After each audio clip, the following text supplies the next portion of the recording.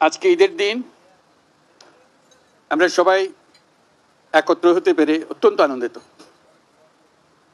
আমার অবস্থা এমন, কারোর সঙ্গে দেখা করা আমার বড় কঠিন বিষয়। কাজে আজকে একসঙ্গে এতজনের সঙ্গে দেখা করার সৌভাগ্য পেয়ে আমি অত্যন্ত কৃতজ্ঞ। আমরা আজকে ঈদের মহা উৎসব আমরা পালন করছি।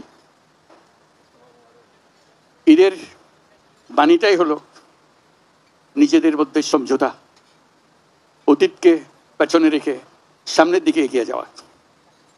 সমাজে এরকম যে একটা দিন আমরা স্থির করতে পেরেছি, আমাদের ধর্ম আমাদেরকে দিয়েছে,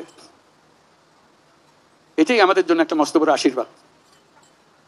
একটা দিন, এবং সেটা যেমন তেমন দিন না, যেমন তেমন ভাবে দেখা করলে হয় না, কোলাকুলি করতে হয়।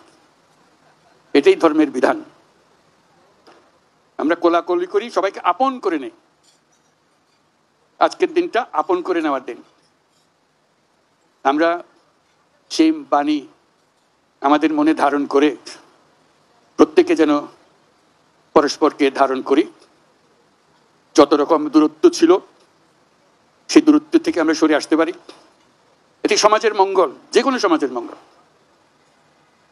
সেই সমাজের মঙ্গল আমরা যেন আগ্রহ সহকারে নিজেদের মধ্যে আত্মস্থ করতে পারি। সেই জন্য এবারের ঈদ অত্যন্ত গুরুত্বপূর্ণ ঈদ, যাতে আমরা পরস্পরের কাছে আসি, পরস্পরের দূরত্ব থেকে আমরা সরে আসতে পারি, জাতিকে সমাজকে ঐক্যবদ্ধ করতে পারি। কারণ এই ঐক্যবদ্ধ হওয়াটা আমাদের জন্য এই সমাজের জন্য বিশেষভাবে জরুরি। সেটা যেন আমরা অর্জন করতে পারি। আজকের এই মিলন মেলায় আমরা সেই বাণী আত্মস্থ করে সামনের পথে অগ্রসর হব। আমরা পরস্পরের প্রতি সহনশীল হব। শুধু সহনশীল নয়, তার চাইতেও বেশি আমরা পরস্পরের সাথে বন্ধুত্বপূর্ণ সম্পর্ক স্থাপন করব। এর মাধ্যমেই সমাজে শান্তি আসে। বাংলাদেশে শান্তি অত্যন্ত জরুরি। সে কথাটা যেন আমরা মনে রাখি, প্রতিদিন মনে রাখি। আজকের দিনটা আমরা প্রতিদিন স্মরণ করি।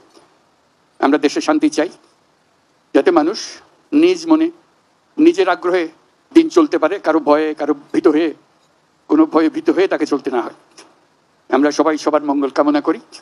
জাতির জন্য শান্তি চাই এবং পৃথিবীর জন্য শান্তি চাই। আমরা সারা পৃথিবীর জন্য আমরা শান্তি চাই।